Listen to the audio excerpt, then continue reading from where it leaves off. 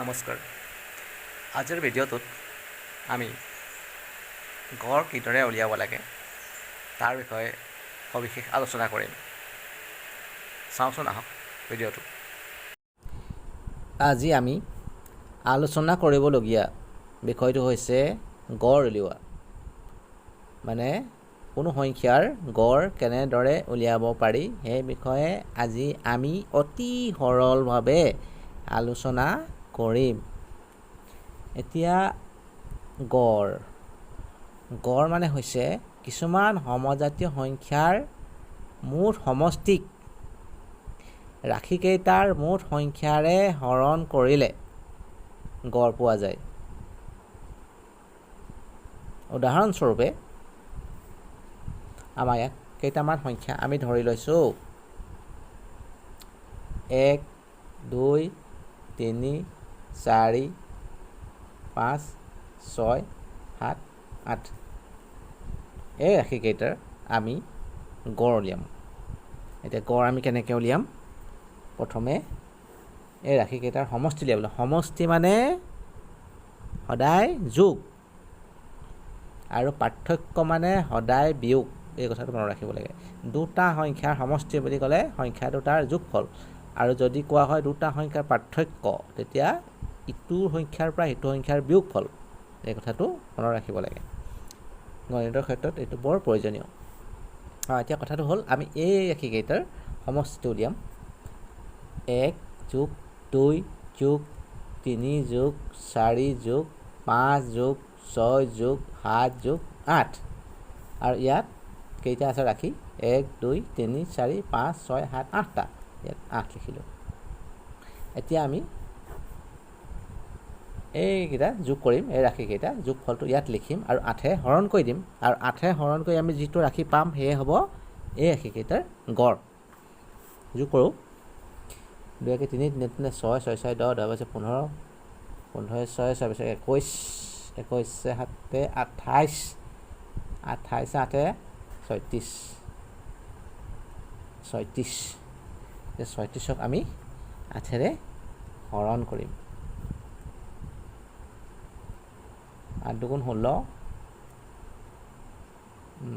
8 3 24, 8 4 32, 6 2 4, দশমিক দিলোঁ, শূন্য হ'ল।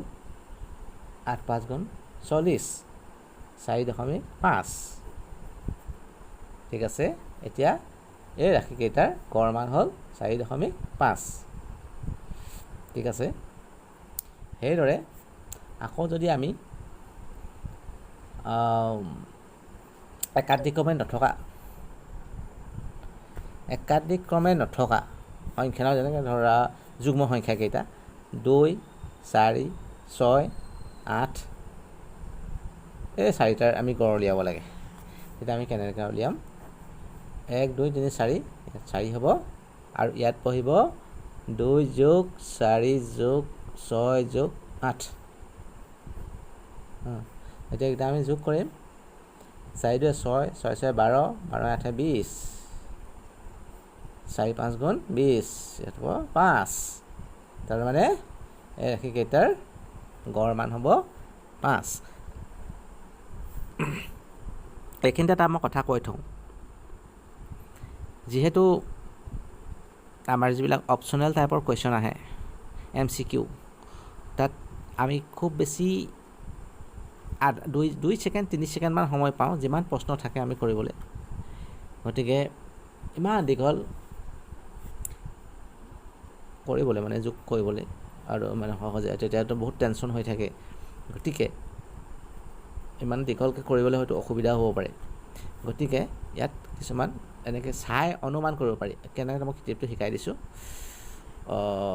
প্ৰথমে এইটোকে চাওঁ, 2 4 6 8। যিহেতু গড় মানে মাজৰ সংখ্যাটো, গড় মানে মাজৰ, গতিকে আমি ইয়াত চাম। এইফালে দুটা আছে 2 4, এইফালে 6 8, 2 4 6 8। গতিকে ইয়াৰ শেষৰ সংখ্যাটো 4, ইয়াৰ আগৰ সংখ্যাটো 6, মানে এই 4 আৰু 6 মাজত কি সংখ্যা থাকে সেই সংখ্যাটোৱে হ'ব গড়।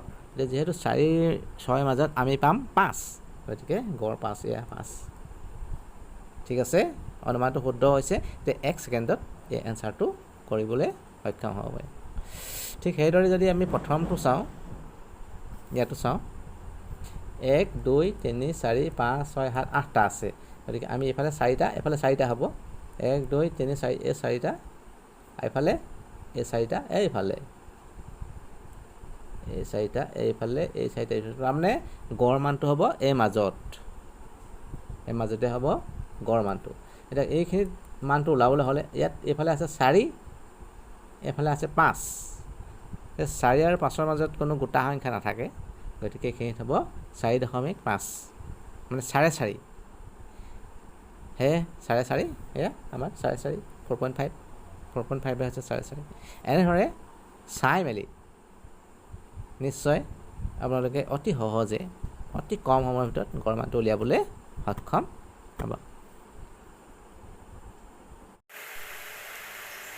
আশা কৰোঁ ভিডিঅ'টো চাই আপোনালোক যথেষ্ট উপকৃত হ'ব আৰু ভিডিঅ'টো চাই কেনে পালে কমেণ্ট বক্সত জনাব তদুপৰি চেনেলটো লাইক কৰিব কমেণ্ট কৰিব আৰু ছাবস্ক্ৰাইব কৰিব জয় আই অসম